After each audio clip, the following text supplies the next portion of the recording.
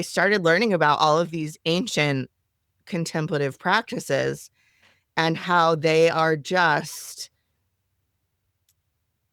the opportunities to connect with God, with others, with ourselves, with the world around us in ways that are not so harsh.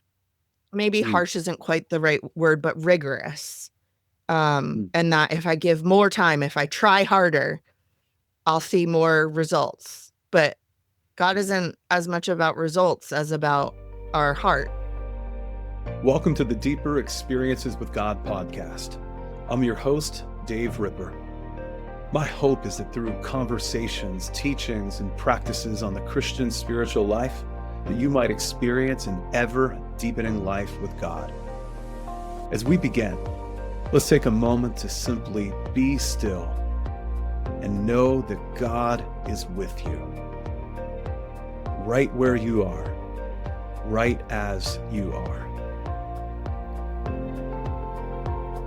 Well, hey everyone, I'm Dave, and I'm so grateful you chosen to join me on Deeper Experiences with God today. And in this episode, I'm joined by writer and spiritual director Becky McCoy, who is the author of the newly released book, In the Company of the Weary, 10 Gentle Spiritual Practices for Your Tired Soul.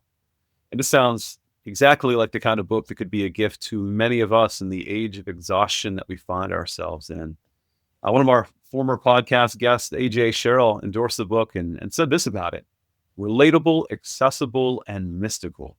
These are among the many adjectives that one might use to characterize what Becky has gifted to us through In the Company of the Weary. She refuses to sanitize or sentimentalize the complexities of faith.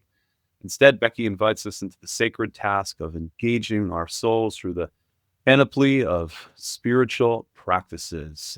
And so I hope that what AJ described is what we'll get to edge into a little bit during our conversation today. A little bit more about Becky. She currently serves the Brian Daigle Foundation, which is a nonprofit organization for grief support and suicide prevention. And she is the podcast host of Sucker Punched, which is a much cooler podcast title than I think we have here. And she also serves with Brave Together at their virtual retreats and live events. And so, Becky, I'm so glad to have you joining the podcast today. Thanks for being with us. Yeah, I'm excited to chat. Well, as I heard the title of your book, the words weary and gentle really stood out to Mhm. me. Perhaps invitations for me spiritually, but they also remind me of Jesus' words in Matthew 11, where he says, "Come to me, all who are weary and carrying heavy burdens, and I will give you rest. Take my yoke upon you and learn from me, for I am gentle and humble in spirit, and you'll find rest for your souls." As I've been making my way through your book, I feel like in a lot of ways, it's a way to just dive deeper into that grand invitation that Jesus talked about and extends to us. So could you share a little bit about your own maybe wearying experiences and how they became unexpected invitations for you to grow closer to God in the way that you write about? I love that you bring up that passage in Matthew 11. I think a lot about the Message translation I love it. of that verse, and talks about how part of it is, let's see, I have it right here. Are you tired, worn out, burned out on religion? Come to me, get away with me, and you'll recover your life. I'll show you how to take a real rest. And I think that kind of gets to the heart of where this book comes from. Part of it for me was being burned out. I went through a real season of faith burnout, and I'm sure it'll come up more as we talk.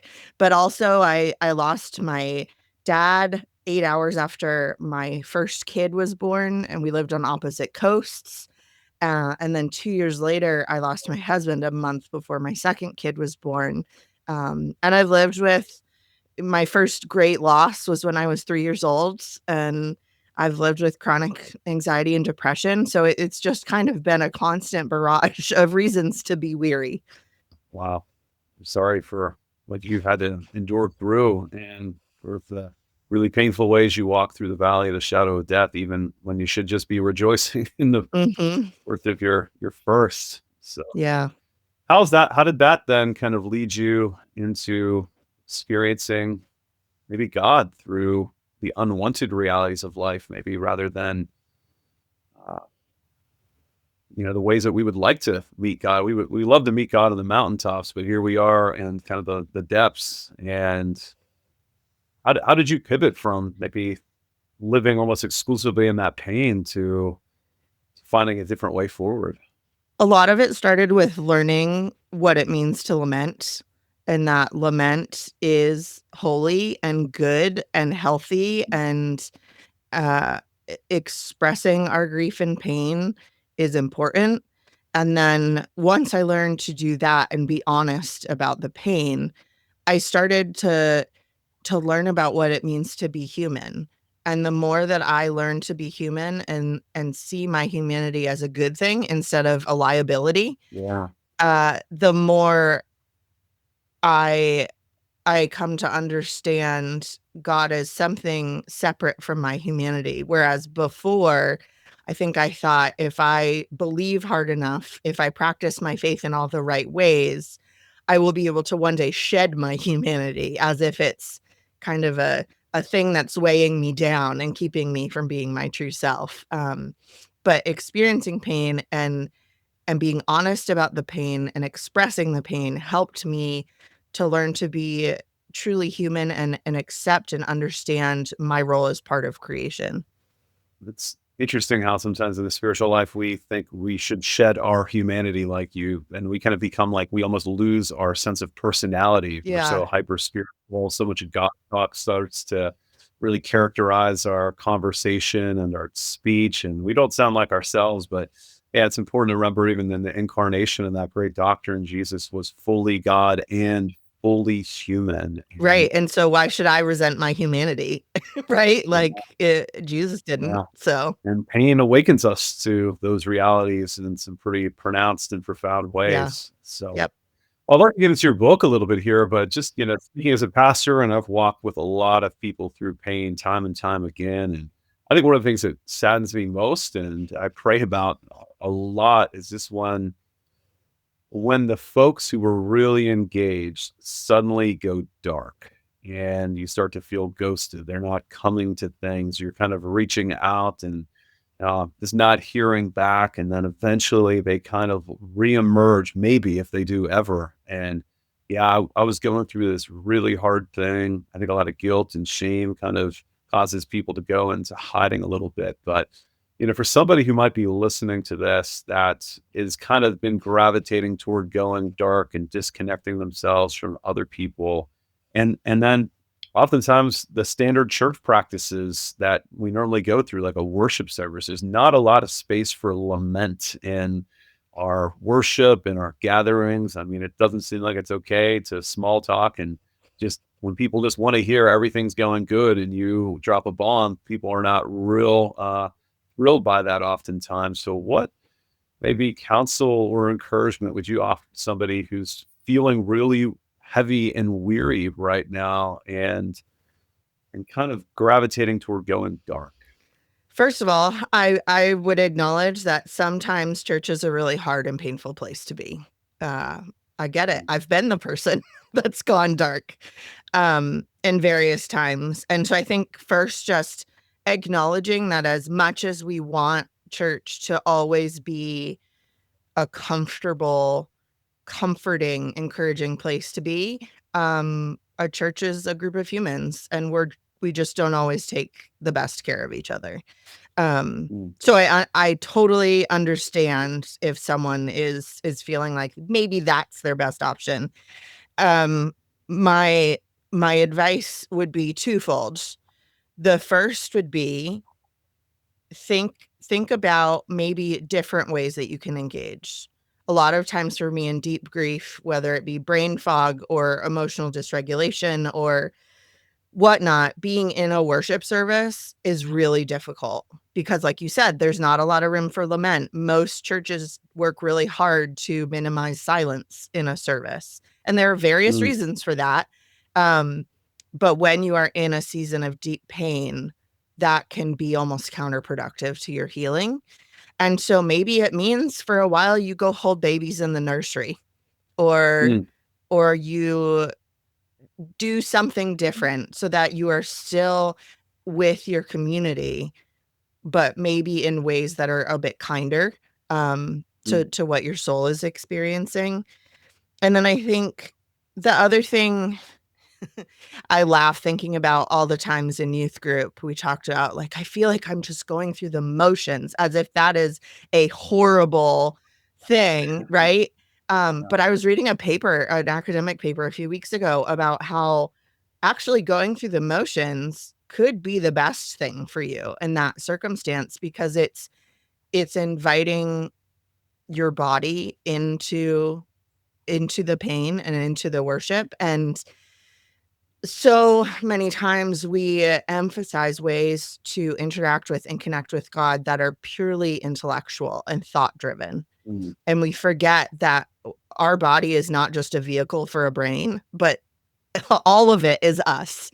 And Yeah. we need to learn to incorporate our hearts and our bodies as much as our minds. And so Mm. maybe it is just going through the motions. Maybe you can't focus on a sermon for 6 months, but you were still there. And just the exercise of being there, um, is ultimately what helps. Yeah. So keep showing up. You might not have to show up the same way, but Mhm, yeah, to your point, you think about the whole selves that we are. We're not just brains or intellectual in these ways, but we definitely are beings with a lot of feelings. mhm. And Dallas Willard's great line where he said, "Feelings are good servants, but bad masters. Disaster." I think he puts it in Renovation of the Heart. And so I used to only think of that in terms of like pleasure and like physical Yeah. gratification, those feelings, which as a teenager, you're kind of like driven by like my Rhodesian Ridgeback Mhm. was driven by dogs before he got neutered. I mean, just this raw sort of energy that almost seems uncontainable. But I've also found that now as I've gotten older and gone through a lot of difficult times that some of the negative feelings of like sadness and grief, they are good servants to help me realize I need to connect with God or others or maybe seek help. But if I allow those feelings to have pure dominant control over my behavior entirely, going dark, whatever, then that can be a really bad master as well. And, I think my natural disposition, apart from the Lord, is on the more negative side of things. So that's something I personally have to just really guard against letting those negative emotions master me or have too much dominion over me, not to ignore but not to make them everything either.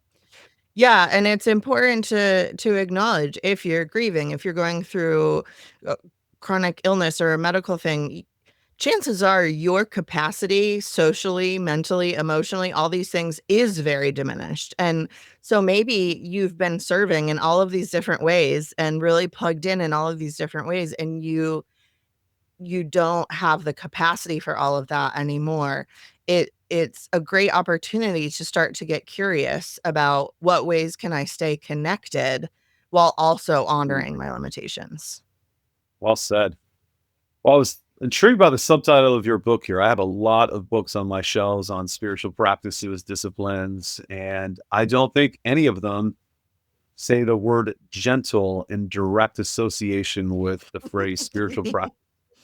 I think it's great. So, could you give us some examples of what are gentle spiritual practices and what makes them perhaps more gentle than other things that we might associate as a spiritual practice? And maybe these gentle practices might help us see how others that we might not think are, maybe there's a way we could do them in a more Christ like Jesus way, gentle fashion. Mhm. Yeah, I hadn't not even realized how burned out I was getting, in my faith practices until I was in seminary getting my master's and really thinking through a lot of things and realized, "Oh, I have learned to put a lot of emphasis on the outcomes of my spiritual practices. What am I Mm. learning? How many people am I helping?" Like being able to do like an annual report of my faith, right? Um, and realized how much of a burden that is. And that wasn't lining up with as I as I was studying who I know God to be. Um, and So I just started exploring and going through my church history classes and Old Testament and New Testament and all of these different things, and realizing that when we talk about spiritual formation, when it lines up with the heart of God, it is very process oriented and not outcome oriented. So it's about how we are being transformed through the process of practicing our faith, not, okay, if I can read through the Bible in a year or, memorize this much scripture or go to this many Bible studies, I will achieve my goal of what my faith should become. Because that is kind of manhandling the Holy Spirit and actually not letting the Spirit do its job at all. and Mm, and so I started learning about all of these ancient contemplative practices and how they are just the opportunities to connect with God, with others, with ourselves, with the world around us in ways that are not so harsh. Maybe mm, harsh isn't quite the right word, but rigorous. mm, And that if I give more time, if I try harder, I'll see more results. But God isn't as much about results as about our heart. Um, mm, and so the I feel like these practices, I use the word gentle because they're focused on connection and they're focused on an embodied experience. So heart, mind, and soul all together and your body. Um, and they don't try harder is never a phrase that you use in them. I think so mm. often about the number of conversations I've had with people over the years who have said, I just don't feel connected to God when I study the Bible. And for so long, all I could say was, oh, well, I try harder, I guess. I don't know. Like, that isn't that what we're supposed to do? We're supposed to study the Bible. Um, and Mm, realizing, oh, no, actually, there are so many ways to connect with God. And that's not to say the Bible becomes irrelevant, but I think it maybe I think it's important to be honest that our souls all connect with God differently. yeah. And that's really beautiful because it doesn't that means it's connecting with God is something that is flexible for when you're grieving and have brain fog or when you're ill and can't Mm, get out of bed or and mm, instead of saying you can only connect with God on Sunday mornings in Wednesday night Bible study in serving, in this program or missions trip or whatever, there are so many ways to connect with God that honor your human limitations. yeah. And some of these you include in the book are things like Visio Divina, Labyrinths, Silence, Prayer of Examine, Pilgrimage, Celebrations, Stories. And I'd like to go into that in just a moment, but just to affirm, I agree, where we get our spiritual practices wrong and how we do them when they are outcome based and not process oriented. Never forget my doctoral supervisor, Gary Moon, who was on the podcast last year around this time. He tells the story of his uncle who thought he was going to die and decided, I'm going to read the Bible through before I pass away. And so he reads the whole Bible in a month. Holy moly. And then he ends up not passing away. And so he decides, I'm just going to do that again. That felt great. And he did it again. And so in the course of a year, he read it 12 times through. And it ended up, he continued to live another 12 years. And he read Wow. the Bible through a, a total of 144 times Holy before he moly. ended up dying. And Gary said his uncle died the angriest human Mm. being he had ever met. He could feel really good about all of his kind of accomplishment and performance of the practice and kind of miss the whole experience of what the spirit might do when we're in less of a controlling posture, Yeah. and how we do with lens and never really allowed the Lord to work on his anger. And Mhm. I think for a lot of Christians, we have that outcome based formational approach. It's why, I mean, I've heard other writings from Willard and John Ortberg and others talk about the question, why are Christians so mean? Yeah.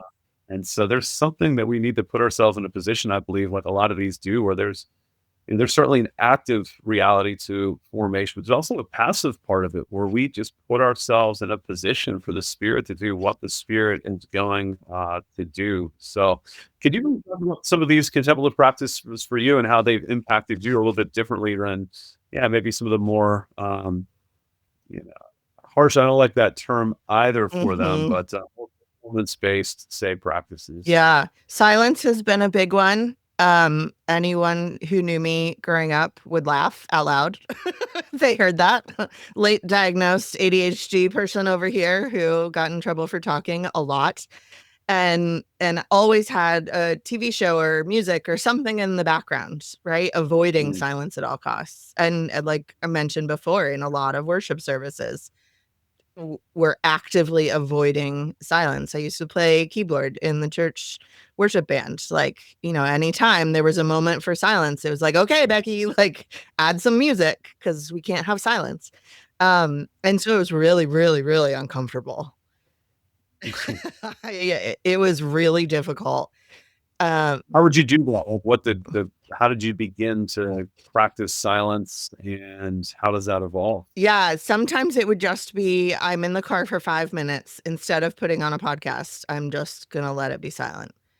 And I didn't like it, and it didn't feel good. I watched this really great documentary about a group of monks in like the mountains of Germany, um, or France, somewhere in Europe, and there's no dialogue, and it's a silent monastery. So it's just the sounds of the monastery throughout the day. And it was well, I fell asleep the first time I tried watching it. But then I watched it again, and it was so utterly fascinating to me because all of a sudden I was noticing all of these sounds, and started being curious about the sounds that I wouldn't have noticed if there had been dialogue or narration. And and so that helped me to realize that silence doesn't mean absolute silence. It doesn't mean living in a vacuum where there is no sound. It just means being more aware of and present to the um the environment around you. It's a great way of almost not doing so that we can practice the presence of God right where we are, and you Mhm. notice Him. And some of my favorite hiking moments that I've been, whether it's in Colorado or here in the New England White Mountains, is Mhm. get far enough away you can't really hear any traffic, and if it's a pretty quiet day as far as hiking and number of hikers go, it's one of my favorite experiences in life. The handful of times I felt like I was in a place where it wasn't even windy and I could hear literally nothing. Yeah. The sheer holiness that kind of swept over me. I mean, it was one of the greatest defenses of the existence of the creator that I had ever, Mm. ever witnessed.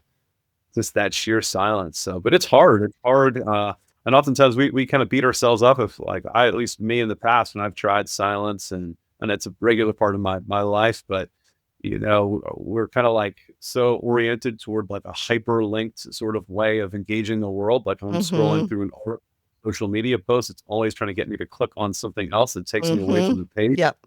Click on that, you've clicked on that, and then suddenly you're like, "What am I even looking at Yeah. anymore? How did I?" Well, Yeah. prayer seems to be the same way. It's Mhm. like I thought of one thing, then I clicked on that, and that took me away, and then I feel guilty. But I Right. think every time we hit that back button to get back to that moment of centering on God, I think that honors God because we're looking to Him again and again. So many people, one of their biggest arguments against practicing silence is, well, I can't clear my mind. Like, but it's noisy up there. Well, yeah, of course it is. Like, you can't turn your brain off, but learning to acknowledge the thoughts and let them pass on as if it's a parade, right? And also learning to be attuned to the spirit in such a way that as the thoughts come up, like, oh, maybe I need to actually meditate on this a little bit. Maybe this is something that's bothering me that when I am in the noise of daily life, I can't pay attention to. And the Yeah, silence gives room for that. yeah, that's good. I would say like that's an integral one for me. Like if I don't start my day without any of the other members of my family awake and I don't get a little silence there, Mhm. I am the fruit of the spirit are less evident.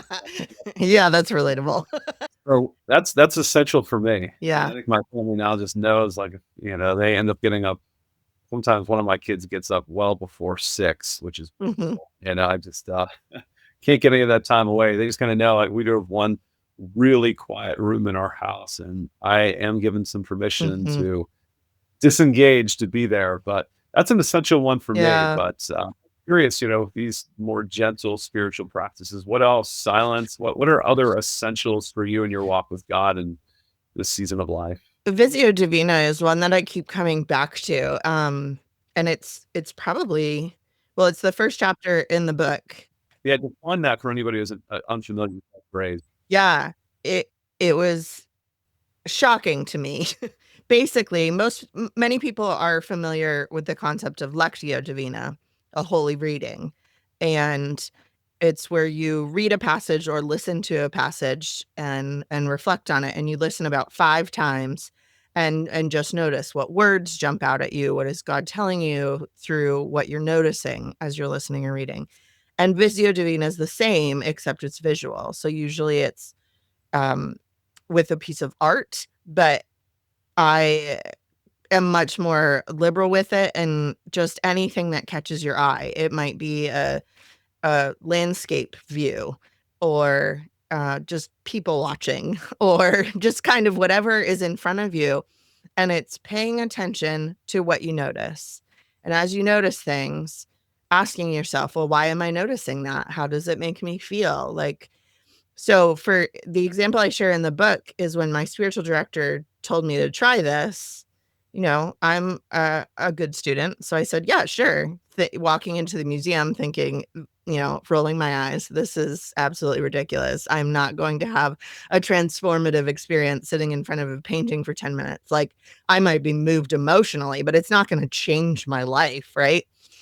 And I had to eat my words pretty quickly, because there was a painting that really bugged me, and sitting there and I had to think about, well, why does this aspect of this painting bother me so much? And realizing, oh, well, this is a plein air painting, so the artist is painting what he sees, so he's not taking creative liberties. So why am I so bothered by this orange bush when everything else in the painting is greens and browns and blues? Well, that means I'm annoyed with the creator. And who am I to say that that orange bush doesn't belong there, right? Like, why should that orange bush have to disappear because it makes me uncomfortable? Mm, And so then I had to keep digging and figuring out, oh, because I don't want to be uncomfortable. I want things to be predictable and feel good. mm. And that was an ugly reality to have to face about myself. But it really did change the way that it kind of unleashed this idea that curiosity should be at the base of all of our spiritual practices, and just like, huh, well, I wonder why that's sticking out to me, or I wonder why I'm feeling this way about that, or I wonder where the spirit is leading me. My doctoral program director, AJ Swoboda, always says God is less concerned about where you land than how you get there. And Mm. it's that starting to focus on the how do I get there? How do I um how do I stay in tune with the spirit? And it was really Visio Divina that like unlocked that perspective for me. Wow, that's powerful. Can you say a little bit more about the line that AJ says again more? God is less concerned with where you land than how you get there. Am I saying that right? Yeah. So the idea is um I grew up in a Christian tradition that was very narrow in how it defined orthodoxy. Um and was not able to allow or acknowledge that orthodoxy in general is a pretty broad thing, um, and that there are that God is so expansive that we cannot boil him down into a set of 12 doctrinal beliefs that are 100% correct, right? And we do our best, and that's what the work of theology is understanding and talking about God. But God does not change based on our understanding of him. And so therefore we honor him by being attuned to the Spirit and following the Spirit's lead, as opposed to prescribing to the Spirit. We're like giving the Spirit directions, right? Mm. Like letting the Spirit drive the car instead of being a backseat driver of like, I'm pretty sure we have to turn right here. And the Holy Spirit's like, really, I've got it. Yeah. And being part of that process. There's a great Dallas Willard article about how spiritual formation is active and passive, and how there are times when we need to be part of the formation that's happening, and there are times when we have to receive the formation from the Spirit. And I think the process of our faith is finding that balance. Yeah, it reminds me of a couple of Eugene Peterson lines. Like, first, he said, systematic theology is an oxymoron. There's no way we can systematize a Yeah. God. We can know God truly, but we cannot know God, completely comprehensively, because he's God. We're not. Yeah. We're finite, infinite. Yeah, that would be a pretty small God. And then along with that, Peterson would say the Jesus way plus the Jesus truth equals the Jesus life. And sometimes we just think, as long as I've got this Jesus truth pretty well boiled down to affirming the right statements, and that must mean I have the life. But boy, the path in which I live that out, and my journey toward even arriving those views, and how I live out those views, that way is every bit as important as where we land. Right. And I think that's where, like, learning about the first century church, even the first few centuries, was so, it really held me accountable, because it's like, well, they have the Hebrew Bible, right? They have their Jewish texts, but the New Testament isn't even written, some of it, right? It certainly hasn't been codified into what we know of the New Testament as of today. And so what did the church as a community looked like? It looked like sharing meals and helping cover each other's bills, and just taking care of each other and being together. And it's so much more about the posture and attitude with which we live instead of behaviors. Yeah. I already give 3 things here. I wanna ask Okay. case studies, one personally, one for people that might be listening, that's to hear, that or maybe feel the weariness, and I'd love for you to guide us in one of these, gentle practices. But Sure. first, I'm gonna just selfishly, share that in 3 weeks from today, of the time of this recording, I'm gonna be taking the first sabbatical I've ever taken for the summer, and, really looking forward to that. And overall, I think I'm in a very healthy place, lots of joy, but it's been a big stretch. And one of my mentors was asking me at my several months ago, when I hit 7 years as the lead pastor at my church, how would you characterize those 7 years? And Mm. without really hesitating, I said, I think they've been the 7 most fruitful years of my life, and undoubtedly the 7 most painful years of my life. And Mhm. so, even though I think I've been resilient by God's grace, I know I'm carrying some weariness, into the sabbatical, and I'm praying God would just bring some good healing too, so that I can forget what is behind and press on toward what is ahead. But uh, I'm intrigued during this time to engage in gentle spiritual practices. So, what might you encourage me with, from your journey and your book, that might be helpful for me as I'm heading towards summer and sabbatical? First of all, kudos to your church for recognizing that sabbatical is important. Yeah. I think that needs to be part of the rhythm of pastoral work. Yeah. Because you are, as much of a joy as it can be, there is a lot of heaviness that pastors deal with. And burnout is real and really dangerous. Yeah. So, I'm grateful that you're doing that. I think I the spiritual director in me just wants to respond with questions. So I love good questions. Yeah, so I think What is something that you've wanted to explore in the last year or 7 years or 6 months or whatever that just is so far down on the list that you haven't gotten to it? It's a good question. Or phrase it a different way, what are you curious about? Like, what do you find yourself wondering about? Think about that. Yeah. Yeah. Putting you on the spot on your own podcast. Yeah. Or there's definitely some stuff along those lines. I think there are I have a whole stack of books related to sort of contemplative prayer that's been on my wish list to read that I just haven't had enough unhurried time. I feel like to Mhm. give the kind of real unhurried attention they deserve. That's Yeah. a big one for me. Um,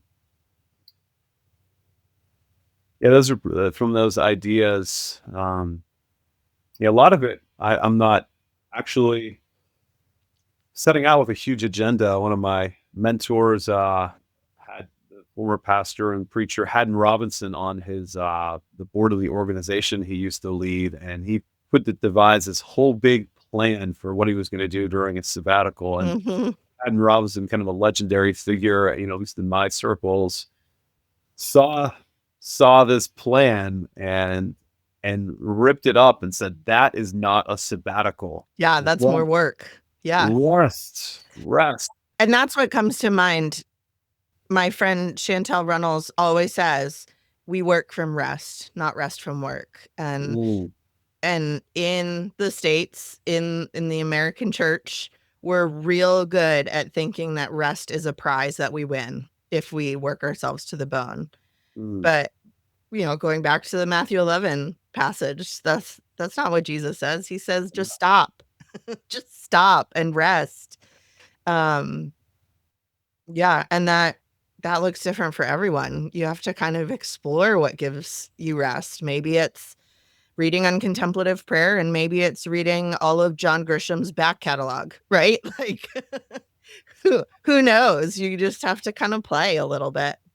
yeah, we are going through with my boys at the age now they're into Lord of the Rings, so we've Oh, that's awesome. been working through that, and we'll continue that, taking some deeper doses on sabbatical. But I love that. then it's love for you just to speak to some of the women that might be listening here too. And I have found, in many of the ministry contexts I've been in, that some of the most faithful people I know in our church are widowed or single women who have just steadfastly sought the Lord day after day, year after year. But you peel back the layers a little bit. I know many are just holding on, barely keeping their heads above water, trying to make it from week to week. You could say anything to friends of mine like these, from your experience, from your what you've been writing about in your book here. How might you encourage them to encounter God through these gentle practices?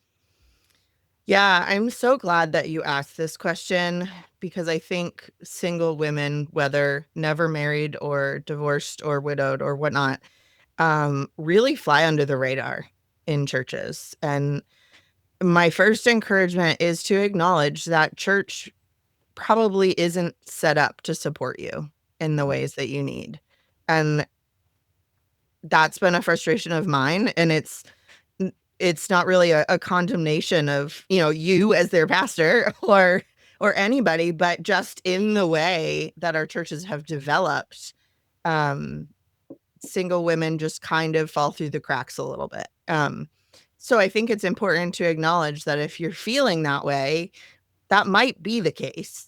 Might not be, but it might be. And so I think that's a place to start. But I think ultimately we really have to examine our ideas of faith being a product or a process, right?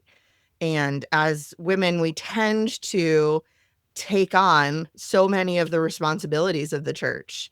And and that can become us either taking on too much because we can't handle it, or taking on too much and not letting other people step up. And I think when I really had to focus on the ways in which I felt obligated, um, at the cost of myself, that was really important because I had to take a look and be honest with my friends and leaders in the church that like I am really struggling and this is part of why, and help me re-examine what I need to do to continue to be part of this community and be embedded in it, but also to take care of myself and not burn out. And that takes a lot of curiosity about how the Holy Spirit is moving and where it's leading us. Um, and just continuing to focus on the process of this is who I am becoming, and these are the gifts that I have to offer, instead of doing so many things and making so many choices out of obligation. Yeah. Thank you for that. And I would just want to add for anybody who is listening who falls into those categories, but I'm so glad that you're in our church's life or the church's life. Your presence makes a much bigger impact and difference, and you might be able to see the direct outcome of and the immediate results. Yeah, and I think it's just to add on to that, it's amazing just if you are in the maybe you aren't a single woman in the church, but maybe taking the opportunity to be like, "Hey, I see that you serve in Sunday school every week. Thank you." And that's it, right? Yeah. It doesn't have to be it could be inviting them over for holidays, but it doesn't have to be. It could just be an acknowledgement, and that's a really beautiful, beautiful thing. Yeah, I think that faithful presence is something that's even caught more than taught, and so I'm grateful. Because I think about some of the times in my own life as I'm kind of in like the middle miles of life and ministry, like in a race, those are often the times you feel like quitting and can be hardest most. And for me to be able to see people that have just kept going for so long when circumstances so unfavorable and they just continue to depend and love the Lord in the midst of that, that's just a beautiful, beautiful example and testimony of what Peterson calls that long obedience in the same direction. And so I'm just grateful. But Becky, as we wrap up, could you lead us in an exercise or a way of praying to just help us experience God more deeply in a gentle way that might bring some rest and some of what those unforced rhythms of grace might look like for our weary souls today? Sure. Well, I wanted to so at the end of every chapter in the book, I wrote a blessing, for Mm. people to consider as they explore that practice. And I thought, maybe we could do a little bit of have a little bit of a Visio Divina conversation, and then I'll share that blessing with the listeners to take with them. Um, so I sent you a link to Edward Hopper's painting Rooms by the Sea, which I just discovered is on view at one of the Yale museums, which is not far from me. And so I'm about to go take myself on a date to go see this painting in person. But it's you're in a room with the front door open, and instead of it being stairs and a lawn, it's just the ocean. And you can kind of peek off into another room with a little bit of furniture and a painting on the side. And there's this big ray of light coming through the door where the door is open, but everything else is kind of in shadow. Um, so as we look at it, what is kind of the first thing that you notice or catches your eye? I'm looking at it here and I encourage you if you can pause and even pull it up. It's a beautiful landscape, Cape Codish. I'm seeing. Um, Yeah, there's kind of like an edge. I think I'm struck by kind of the edge of the doorway that seems to go right out to the water. Um, Yeah. I always wonder, I come back to this painting and I actually specifically love using Edward Hopper paintings for Visio Divina because there's always an element of a kind of surprise in them or like something unexpected. But I always wonder, like, is the doorway dropping out into the sea an exciting adventure or like a mm, foreboding warning or something to fear and mm, avoid? And it kind of depends on the mm. day. I think I'm just seeing the description of it here on this page, and it's he wrote in his notebook about this painting that it was titled "The Jumping Off Place," which that's a fascinating little phrase to Mhm. consider. Yeah. Yeah, it's kind of a liminal space in a lot of ways, kind of between two worlds a little bit. Yeah, I think a lot about grief when I look at this painting, Mm, in that the outside is maybe a little bit daunting and overwhelming, and staying on the inside with my grief can sometimes have the illusion of comfort and safety. But it's also kinda cool to think about just diving right out your front door, right into the ocean, right? yeah. So it has a yeah, it has a lo it brings up so many different emotions and thoughts and questions for me. So I hope as people are Mm, listening, they pull up this painting or any other piece of art or scenery or whatnot, and just ask themselves, "What am I feeling? What am I wondering about? What am I curious about? Uh, what mm, what questions do I have?" And kind of what is God how is God using this piece of art as a window into my own soul? mm. That's so good. So a blessing as we and as listeners explore Visio Divina. As you attempt to exchange the plan for curiosity, could you consider the mystery of loss, of hopes and dreams unrealized, instead of letting the anger and disappointment consume you? Be angry. Acknowledge the ache of disappointment. Scream at the sky and into your pillow. But don't let the fear of the unknown keep you from looking for beauty or finding something wonderful. Notice what you feel and what grabs your attention. Feel what you feel. Have questions, but don't try to answer them. Listen and look and let yourself be surprised. Thank you for that. Thank you for that. Yeah, And reminds me of the Gerard Manley Hopkins, who says that Christ plays in 10,000 places, and it's within the confines of church, but all throughout our God-bathed world. So thank you so much, Becky, for joining me on the podcast. Her book again is In the Company of the Weary, 10 Gentle Spiritual Practices for Your Tired Soul, and really some great invitations to a deeper life with God, and great invitations for healing, and great invitations to find strength. So, Becky, if people like to connect with you, what's the best way they could do so and find the book? sure. My website is beckylmccoy.com, and I'm on mostly Instagram and threads at Becky L McCoy. Wonderful. Well, thank you so much again for being with us. And thanks everyone who's listening to Deeper Experiences with God. And I pray that in the season that you're in, no matter how harsh, no matter how weary you might find yourself, may you experience some of the gentle nudges and touches of the Holy Spirit that reflect Jesus' wonderful invitation to come to him when we're weary and burdened, because he is gentle and humble in heart. And may you find the rest that only he can give, even in our exhausted age. So thanks again for listening. I look forward to joining you for an upcoming episode soon. Grace and peace, friends. Thank you for joining me on this episode of Deeper Experiences with God. If you enjoyed today's conversation, be sure to subscribe and share it with others who might find it helpful. You can find more episodes and show notes at podcast.daveripper.com.